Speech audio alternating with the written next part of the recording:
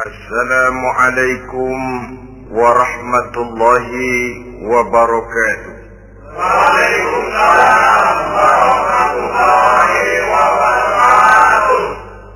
Bismillahirrahmanirrahim. Alhamdulillahi rabbil alamin.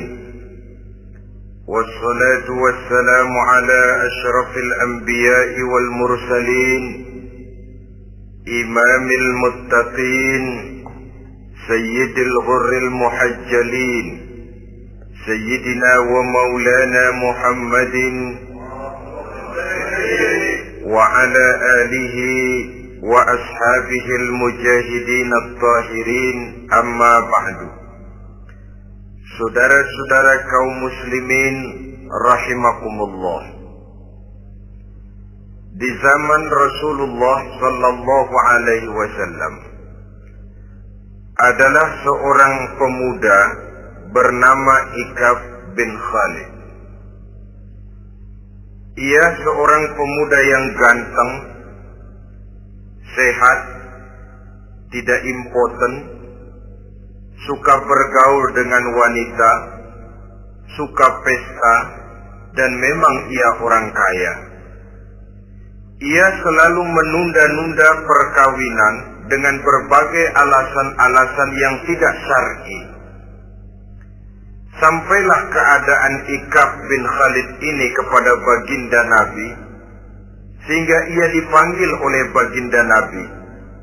Setelah sampai, ditanyalah Ikaf bin Khalid ini, "Hai Ikaf, saya ya Rasulullah. Kau sudah punya istri?" "Belum ya Rasulullah." "Juga tidak punya budak sahaya?" "Tidak ya Rasulullah." "Dan badanmu sehat?" "Sehat ya Rasulullah." "Kalau demikian," kata Rasul, "kau ini teman setan. Ada dua pilihan Ikaf. Engkau menjadi Nasrani dalam arti meninggalkan hidup perkawinan, atau kalau kau mau ikut golongan kami, kau harus mengikuti tata cara kehidupan kami. Dan salah satu tata cara kehidupan kami ialah melaksanakan perkawinan." Yang kemudian Ikaf bin Khalid ini oleh baginda Rasul dicarikan seorang gadis bernama Karimah binti Kulsum al-Humairi, dan kawinlah Ikaf bin Khalid ini. Dari riwayat singkat ini, saudara-saudara, Rasulullah sallallahu alaihi wasallam melihat bahwa kehidupan Ikaf bin Khalid ini adalah kehidupan yang lazimnya barangkali di zaman sekarang dinamakan kehidupan dari orang-orang yang gemar melakukan free sex, alias samenleven, alias hidup bersama tanpa melakukan pernikahan. Ia sehat, ia kaya, dan ia suka bergaul dengan wanita, sehingga gaya hidup yang sedemikian ini dikecam oleh Rasulullah sallallahu alaihi wasallam. Dua pilihan ditawarkan: menjadi pendeta Nasrani yang bebas dari ikatan perkawinan, atau kalau mau menjadi muslim, ikutlah cara hidup kami, kata Rasul. Dan di antara cara hidup kami adalah melakukan apa yang dinamakan dengan perkawinan. Sebagaimana yang kita maklum, manusia adalah makhluk berketurunan terus-menerus sebagai makhluk dua jenis, laki-laki dan perempuan. Keduanya jelas saling memerlukan, saling membutuhkan. Kita laki-laki perlu perempuan, perempuan juga perlu laki-laki. Walaupun perempuan pora-poranya lebih pintar daripada laki-laki. Biasanya laki-laki kalau sudah jatuh cinta paling kurang se-RW tahu. sana bicara, kemari bicara. Perempuan lebih pandai menyimpan perasaannya. Nah, pada laki-laki diciptakan zat laki-laki yang dinamakan spermatozoa, dan pada perempuan terdapat indung telur yang dinamakan ovum. Kedua zat itu harus bertemu, dan untuk itu Allah Subhanahu wa ta'ala menciptakan kekuatan tarik-menarik antara laki-laki dan perempuan. Diciptakan laki-laki dalam biologis yang laki-laki, diciptakan perempuan dalam biologis yang perempuan. Lemah, gemulai, lembut, menarik, ayu, lemot, denok, geboy. Diciptakan magnet yang merupakan kekuatan tarik-menarik antara laki-laki dan perempuan. Dan bila ada persesuaian, maka akan terjadilah persatuan tubuh yang disebut koitus. Bila pada saat itu kebetulan terjadi pengeluaran ovum, maka kedua zat itu akan bertemu di dalam diri perempuan. Dan inilah yang dinamakan konsepsi, yakni permulaan pembinaan jasmaniah makhluk baru dalam rahim seorang perempuan. Inilah makna firman Allah dalam surah An-Nisa ayat pertama. A'udzu billahi minasyaitonir rajim. Ya ayyuhan nasu taqu rabbakumul ladzi khalaqakum min nafsin wahidah wa khalaqa minha zawjaha wa batha minhuma rijalan katsiran wa nisaa. Wahai manusia, bertakwalah kamu kepada Tuhanmu yang telah menciptakan kamu dari diri yang satu, kemudian diciptakan dari diri yang satu itu pasangannya, dan dari keduanya berkembang biaklah manusia menjadi bersuku-suku dan berbangsa-bangsa. Pada contoh lain, dari proses pembentukan jasmania makhluk manusia dalam rahim ini, Al-Baqarah 223 menjelaskan bahwa seorang laki-laki adalah seperti petani, seorang perempuan adalah seperti ladang. Petani adalah yang mencangkul sawah, menebarkan benih, sementara ladang adalah tempat bersemayam benih-benih itu, tempat dia tumbuh dan berkembang membawa manfaat bagi kehidupan ini. Dengan bahasa yang indah, Quran mengatakan, nisa'ukum harthul lakum fa'tu harthakum anna syi'tum. Istri-istrimu adalah laksana sawah ladang bagimu, maka cangkulah, datangilah sawah ladangmu menurut cara yang kamu suka. Saudara-saudara kaum muslimin rahimakumullah, belakangan ini orang sering membicarakan pendidikan seks bagi anak-anak. Menurut pendapat saya, walaupun itu diperlukan, tapi tidak harus dilakukan secara menggebu, dan masih banyak hal-hal mendesak lainnya yang lebih perlu dibicarakan ketimbang bagaimana memberikan pendidikan seks kepada anak-anak kecil.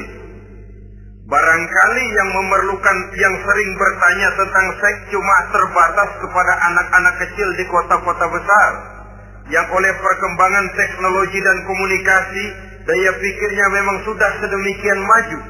Tapi berapa ribu jumlah anak-anak kecil yang semacam itu? Selebihnya puluhan juta anak-anak kecil yang tinggal di daerah-daerah terpencil, di provinsi-provinsi lain, di luar keramaian, yang sama sekali belum perlu untuk hal-hal yang semacam itu. Haruskah cuma untuk membela yang 1.000 atau 2.000 orang ini saja, lalu kita mengabaikan yang puluhan juta adanya? Kita masih harus membicarakan bagaimana kurikulum pendidikan yang mapan. Kita harus membicarakan bagaimana sistem pendidikan yang memadai. Saudara-saudara, Quran sendiri harus kita katakan berbicara soal seks, tapi gaya bahasanya sopan. Ajaran yang terkandung di dalamnya luhur, tidak terbuka belak-belakan, saya khawatir disalahgunakan nantinya. Maklum ya, yang namanya anak-anak, sifat yang menonjol pada dirinya itu adalah hubbut taklid. Senang meniru. Apa yang dia lihat, apa yang dia baca, apa yang dia tonton, biasanya ingin dia terjemahkan dalam kehidupannya. Kadang-kadang kalau habis baca komik Superman, dia kepengen jadi Superman. Itu anak kecil. Habis baca buku Si Buta dari Gua Hantu misalnya, pengen jadi si buta dari gua hantu, nyari kayu bikin tongkat. Biasa itu watak yang namanya hubbut taklid. Sekarang kalau kepada anak-anak semacam itu sudah diberikan pendidikan seks, saya khawatir. Kadang-kadang tidak dididik saja sudah lancar kok. Apalagi kalau sampai dilakukan pendidikan, khawatir disalahgunakan. Saya katakan tadi, Quran juga misalnya Al-Baqarah 223 ini bicara soal seks, tapi sudah lihat gaya bahasanya. Nisa'ukum harsul lakum fa'tu harsakum anna syi'tum. Istrimu adalah sawah ladangmu, cangkulah sawah ladangmu menurut cara yang kamu suka. Mau cangkul sambil mundur juga boleh.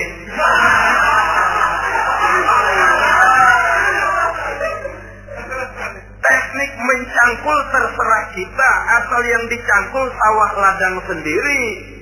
Jangan sawah ladang orang lain dipaculin, marah yang punya. Kita lihat di sini betapa dalam gaya bahasa yang sopan Al-Quran berbicara soal ini. Saudara-saudara kaum muslimin rahimakumullah, kesenangan melakukan hubungan seksual digerakkan oleh satu energi, oleh satu kekuatan dalam diri manusia yang dinamakan insting seksual atau libido. Dan libido merupakan energi yang terbesar dalam tubuh manusia. Ini harus disalurkan. Sebab kalau tidak, bahaya. Saudara tahu bahaya itu lebih bahaya dari yang bahaya. Pakai tasdid ya, bahaya. Insting seksual apabila tidak disalurkan bisa menimbulkan berbagai macam gejala-gejala yang bisa mengganggu kesehatan diri atau mengganggu lingkungan. Nah, Islam tahu itu. Islam pun tidak ingin menghilangkan nafsu.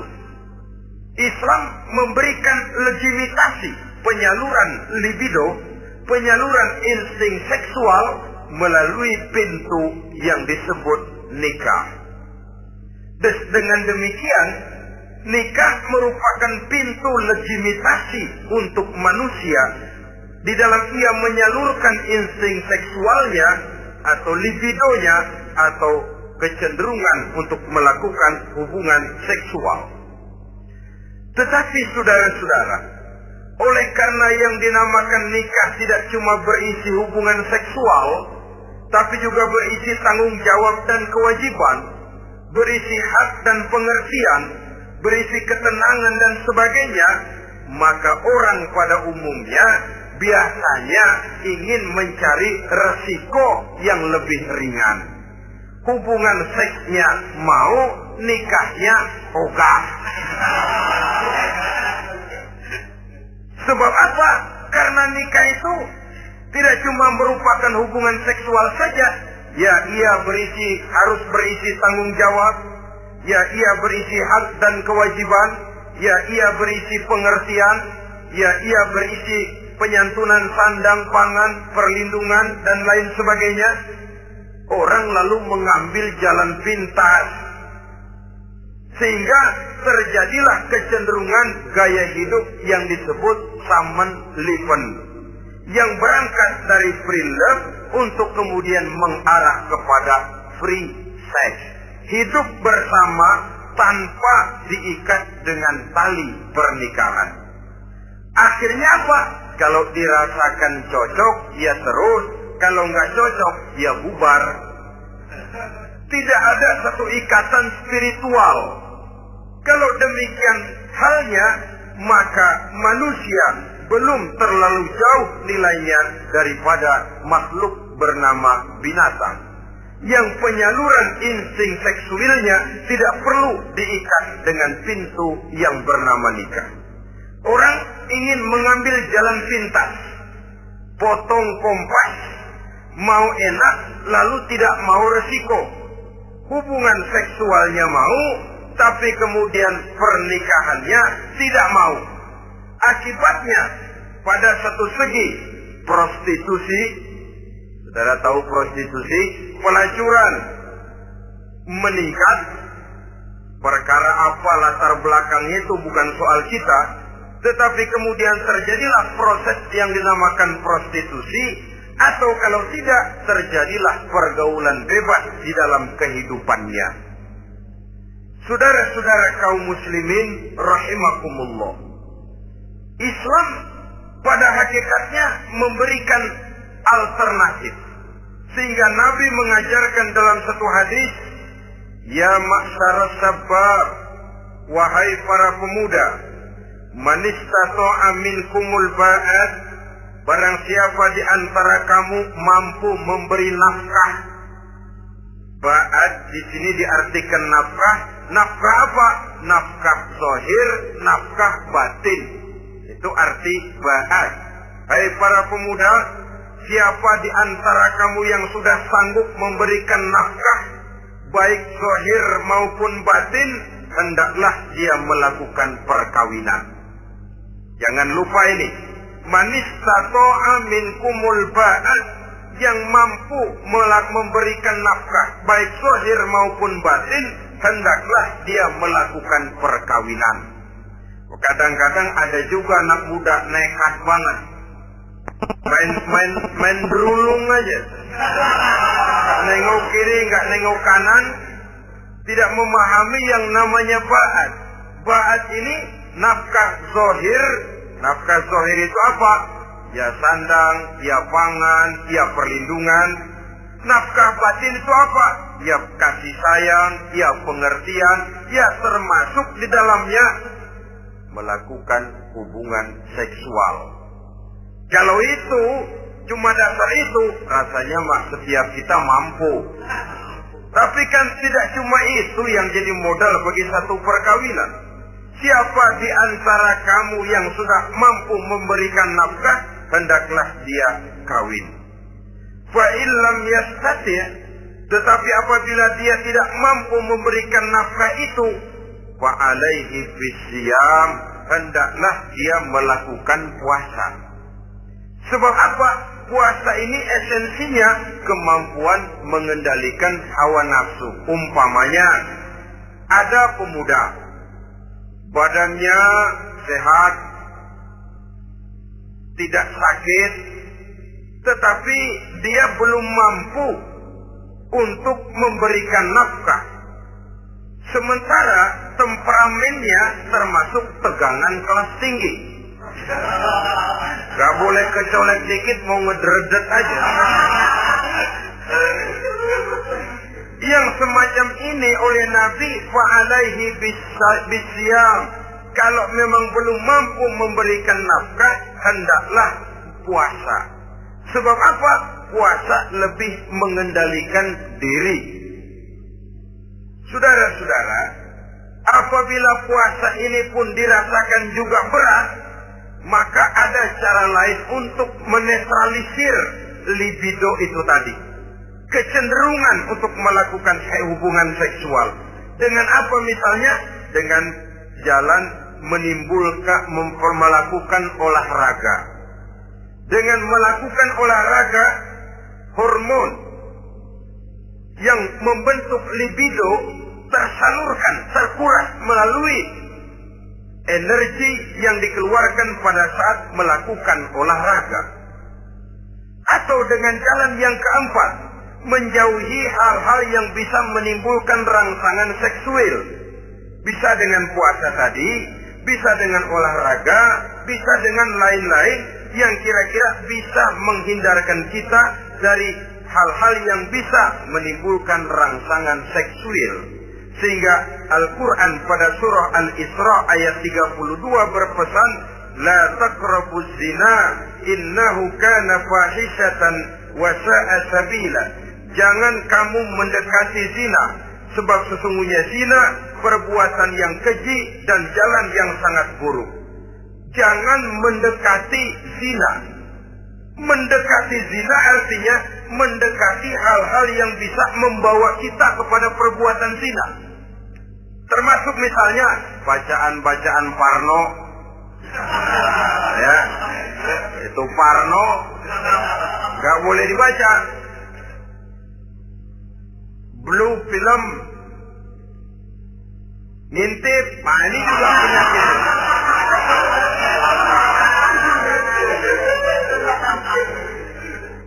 Itu termasuk dalam larangan la taqrabu zina. Jangan kamu mendekati hal-hal yang bisa menyebabkan kamu jatuh kepada zina. Kalau itu didekati, besar kemungkinan kita akan terperosok ke dalamnya. Sehingga pepatah bilang, kalau takut jatuh ke sungai, jangan main di pinggir sungai. Kalau takut ombak, jangan berumah di tepi pantai. Kalau takut jatuh kepada zina, jangan mendekati hal-hal yang bisa membawa kita kepada perzinahan. Nah, saya merasa prihatin bahwa dimanapun di dunia ini, modernisasi, kemajuan sering membawa proses pergeseran nilai. Cepatnya arus komunikasi. Apa yang terjadi di Amerika hari ini bisa kita tahu hari ini. Apa yang terjadi di Eropa hari ini bisa kita saksikan hari ini. Proses komunikasi yang sedemikian canggih membawa dampak proses pergeseran nilai dalam diri dan kehidupan manusia. Akibatnya, dia banyak tahu, dia banyak melihat, dia banyak mendengar. Kalau dia tidak punya filter, dia akan mudah terhanyut oleh nilai-nilai yang menggeser dia dari tuntunan ajaran agamanya. Maka dengan demikian saudara-saudara, Islam memberikan legitimasi terhadap penyaluran insting seksual melalui pintu yang disebut nikah. Dan Islam mencela apa yang disebut Samenleben, free love atau free sex alias hidup bersama tanpa melakukan pernikahan.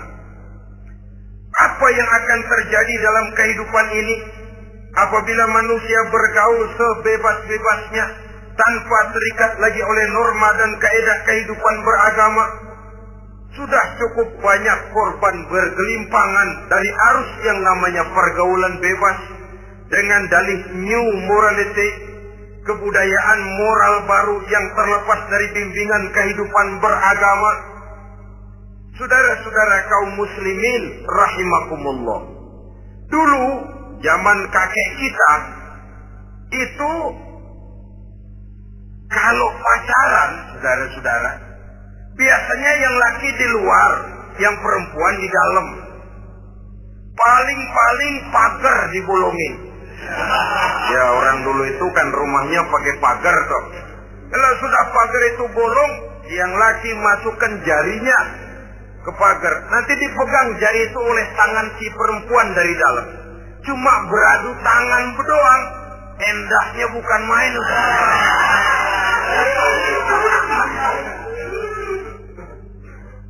Sekarang saudara-saudara, saya lihat kayak orang beli sepatu. Orang beli sepatu curang banget. Beli mah belum tentu jadi, nyedengin hayo aja.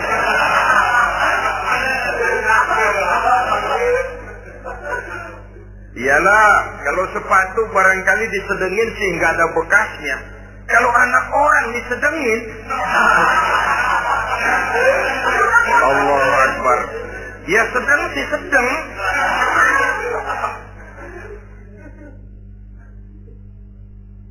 Saudara-saudara kaum muslimin rahimakumullah. Terhadap pintu legitimasi ini pun kalau manusia sudah sanggup melakukan ba'ah, baik nafkah zahir maupun nafkah batin. Kalau itu tidak bisa dia lakukan, hendaklah dia menjaga diri dari hal-hal yang bisa menjerumuskan dia ke tempat zina. Bisa dengan puasa, bisa dengan memperbanyak olahraga, bisa dengan menggiatkan belajar, study club, diskusi. Ada pepatah mengatakan 3 hal yang bisa membawa kerusakan. 3 kosong. Kosong iman, kosong kantong, kosong perut. 3 kosong ini yang sering membawa kerusakan dalam diri manusia. Pertama, kosong iman. Yang kedua, kosong kantong. Yang ketiga, kosong perut. Ketiga kosong ini, kalau sampai kumpul pada diri kita, 3-0, berapa yang ngubernya? Sering kalah kita. Kosong iman, kosong kantong, kosong perut. Maka motif dari berbagai macam kejahatan umumnya karena 3 kosong ini.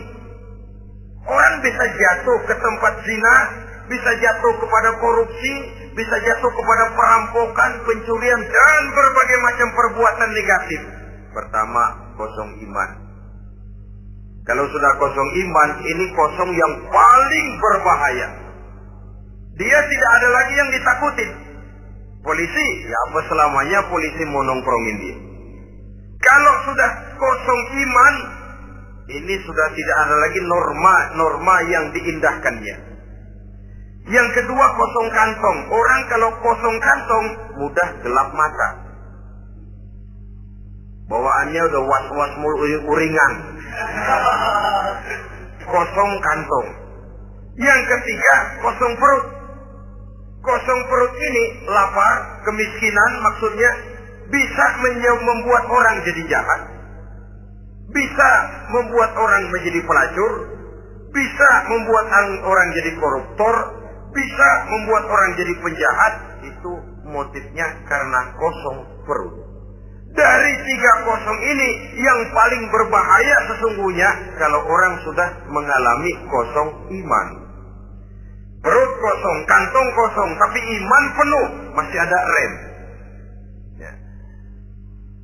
Kantong kosong, perut kosong, iman kosong juga, jebol, bablas sudah. Tidak ada rem lagi dalam kehidupannya. Hampir segala macam motif kejahatan yang terjadi di pentas dunia ini umumnya karena 3 kosong ini tadi. Karena kosong iman. Sekarang ini kan pergaulan bebas bukan semata-mata karena orang lapar, bukan karena orang perlu uang, tapi kadang-kadang ada karena memperturutkan hawa nafsu. Kalau sudah ke sana, kosong apa itu? Kosong iman. Ada tante-tante girang, ada om-om senang, ada macam-macam lah. Kurang duitkah mereka? Cukup. Laparkah mereka? Kenyang. Apa yang kosong? Kantong penuh, perut penuh, iman yang kosong.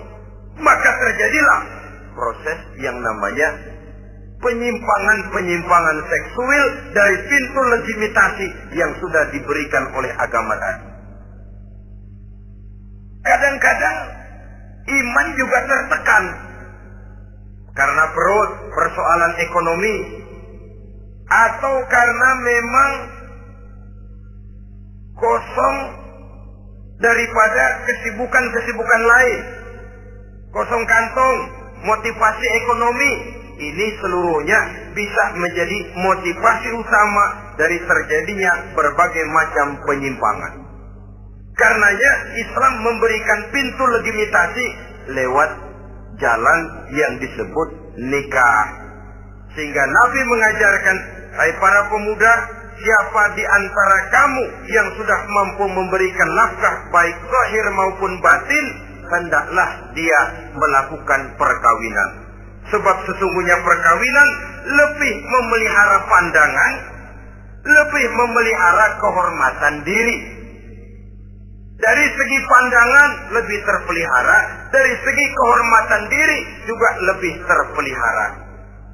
Diberikan legitimasi lewat pintu yang halal bernama nikah. Kalau sudah didapat dengan cara yang halal, menikmatinya pun enak. Tetapi sesuatu yang didapat dengan jalan haram, menikmatinya pun gak enak, saudara-saudara. Celingak-celinguk. Contoh yang paling dekat, kucing aja kucing. Kucing ya, kalau memang ikan boleh nyolong dia curi di dapur ikan itu. Makannya nggak tenang dia. Matanya rata plotos. Ada kaleng jatuh, lari kencang bener dia. Rupanya kucing sendiri tahu kalau yang dia makan itu barang curian. Tapi kalau ikan kita yang kasih itu ikan, kucing gledek bunyi, anteng aja dia. Kenapa? Dia tahu benar ikan yang dia makan itu ikan yang didapat dari pemberian orang, resmi, formal, sah. Begitu juga hubungan seksual ini. Kalau resmi diikat dengan tali pernikahan, orang tenang-tenang saja. Tenang, aman, ayem, tentram. Tapi kalau yang nyolong-nyolong, lihat tidak? Sudah dibopun pisang. Mana nyamuk gede-gede banget. Rusak, rusuk. Hansip lewat kabur dia. Padahal hansip malah lagi ronda. Tapi ada semacam perasaan bahwa ini belum waktunya. Itu yang tidak bisa mendatangkan ketenangan dalam menikmati hubungan seksual itu tadi.